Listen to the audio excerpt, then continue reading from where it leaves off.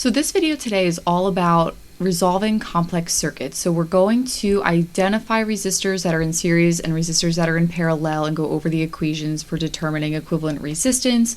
We're going to work through simplifying complex or combination circuits to find the total equivalent resistance of a circuit. And then we're going to apply Ohm's law to calculate the total current in a combination circuit. So let's get started with our first example here. In this first example problem, again, we're just going to find the equivalent resistance or like the total resistance of a circuit. We're going to calculate then the current through the battery, which is like the total current in the circuit. If you're interested too in how we would actually calculate things like the current through specific resistors, I also have a video that'll show you how to use Kirchhoff's loop rule to do that. So if you're interested in that, check that out too. But here we're just going to work on mostly like simplifying these circuits and the steps that we want to take to do that. So whenever you're trying to simplify complex circuits like this one here, you always want to make sure that you're really going step by step, especially if you're kind of new at this. And as you're working through and simplifying over the course of multiple steps, you're going to redraw your circuit several times. So in order to simplify this correctly, though, we have to be able to identify resistors that are in series and resistors that are in parallel. So if I'm looking here for resistors that are in series, those would be ones that we can just kind of trace a path through them from one to the next with no junctions or like splits in between. And the idea with series resistors is that they have the same current in them. So if we look here at the 200 and 300 ohm resistors, those are in series because there are no junctions in between them. But if we look at these two resistors, the two 100 ohm resistors, those are not in series because they have this junction in between. So a junction is would be what's here, and we also have a junction here.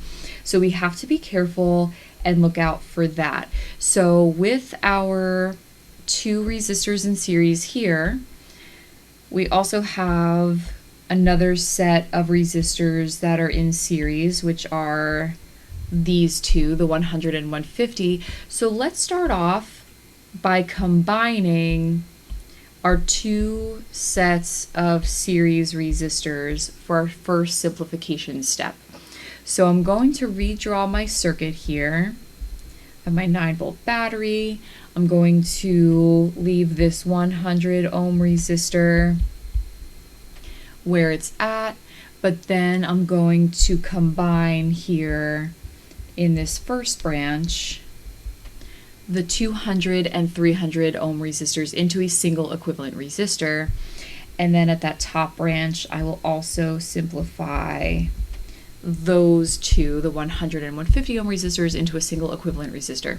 So if we have resistors in series, those are nice. We can just simply add them together.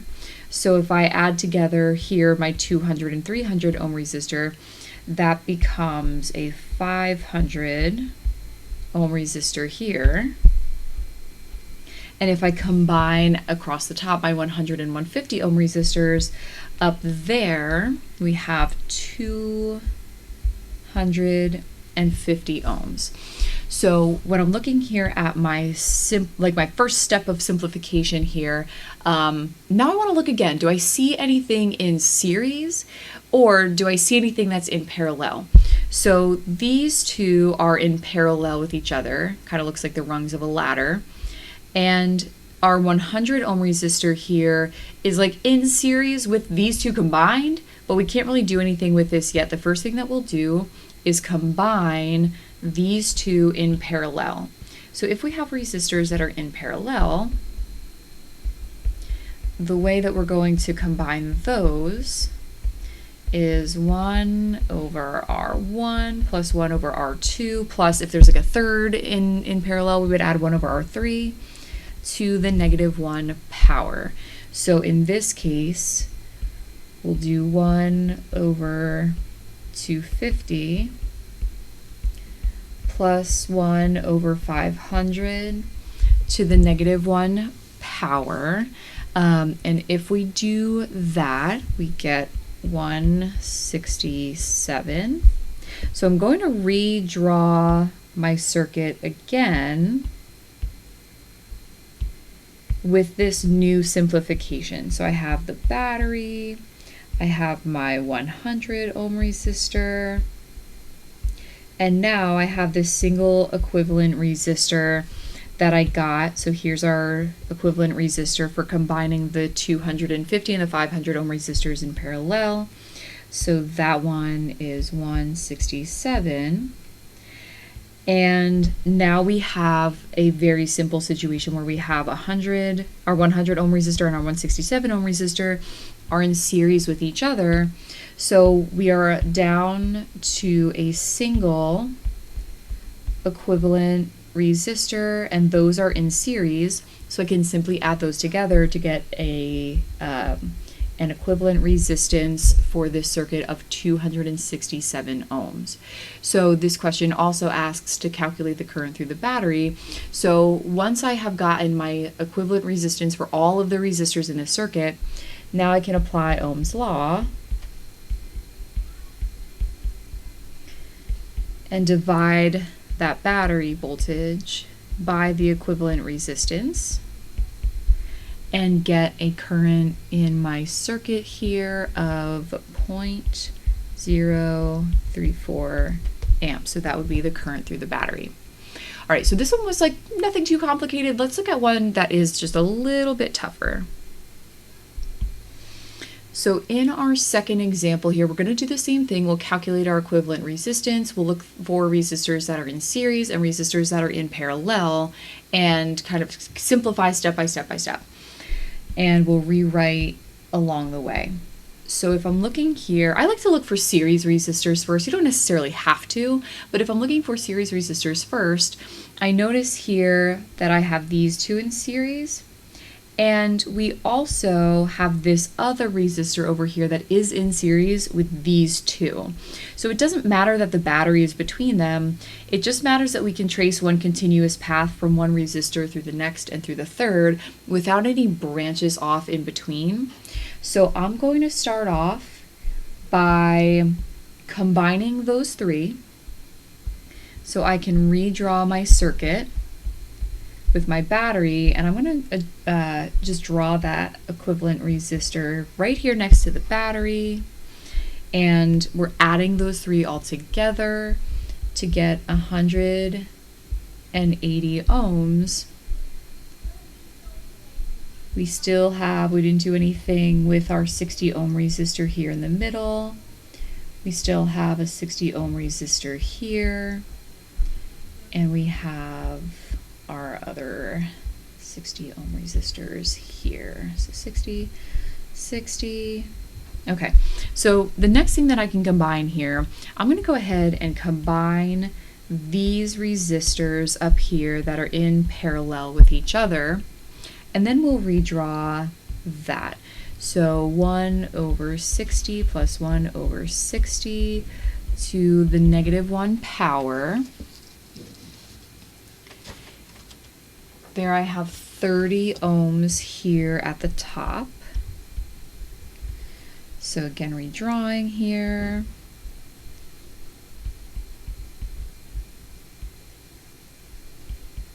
So I have 180, 60, 60, and now 30. And now I notice here that I have these two in series, so let's go ahead and combine those. So if I redraw that,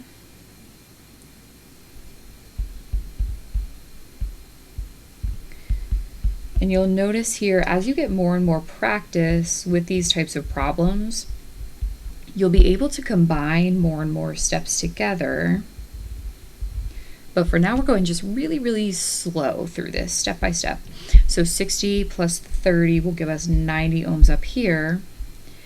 And now we have these two resistors in parallel. So we'll combine those and redraw again. Here's our 180 still hanging out over here. And so when we combine 90 and 60 together in parallel, we get 36 ohms. And we have the 36 ohm resistor and the 180 in series. So once we simplify those, we are all the way down to a single equivalent resistor where we have a total of 216 ohms. And our total current in the circuit is 12 volts over 216 ohms, which comes out to be about 0.056 amps. All right, so a common mistake, especially with a circuit like this, that somebody might make is counting this 180 ohm resistor in series with either this 60 ohm resistor or this one. So make sure that you're always looking for those junctions or where the circuit branches off, because once that happens, essentially what's going on here is that we have a current that goes through this resistor, but at this junction, that current splits up. Some of it's going to go this way, and some of it is going to go here. So if we call these, for example, like if this is I1, I2, and I3, Kirchhoff's junction rule, if you're familiar with that, would tell us that I1 is equal to I2 plus I3, but we can't combine anything in series if they don't have the same amount of current going through them. So just watch out for that. All right, so let's move on here to our third and final example where we have some other, some things in parallel, some things in series again that we can combine, and we'll start off here by trying to identify anything that's in series. And notice that you have these two in series, but they would also be in series with this 100 ohm resistor down here. And if you don't recognize that right away, like if you were to only combine these two in series first and kind of ignore this one till later, it's okay. It's not going to throw you off in the end. It's just another step that you have to take. But if you can recognize that, it does simplify your process a little bit. So let's go ahead and combine those three. And then another place where I see two resistors in series with each other is here. So I'm going to do those two combinations kind of in the same step when I redraw this. So I have my battery. I'm going to combine those three series resistors into that one right there. So 60 plus 120 plus 100. Let's see, that gives us 280. And then if we see here, we have our 80 ohm resistor, our 70 ohm resistor, and then up here at the top we have the 40 ohm and the 120 ohm in series. So let's go ahead and combine that into a 160 ohm resistor. And don't forget, as you're redrawing here, we already rolled this 100 ohm resistor into the 280 that we redrew up here. So I'll leave that out and just put in here this little parallel with the 40 and the 80. Okay, so now I recognize here that I have these three in parallel with each other, so I'll combine that. And then these two are in parallel with each other, so I'll also do that combination as well. So let's see if we combine together. So 1 over 160 plus 1 over 70 plus 1 over 80, all to the -1 power. So that equivalent resistor for this parallel series up here, parallel series, for that like little parallel section up there is about 30.3 ohms. And then for the 80 and 40,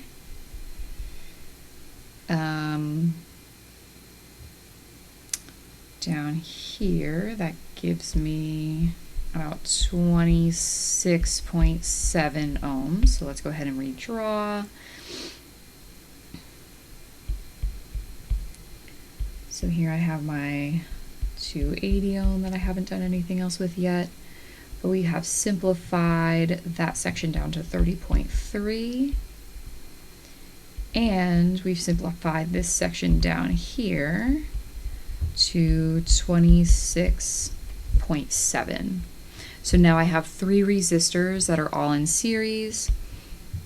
I can simplify that down to my single equivalent resistor.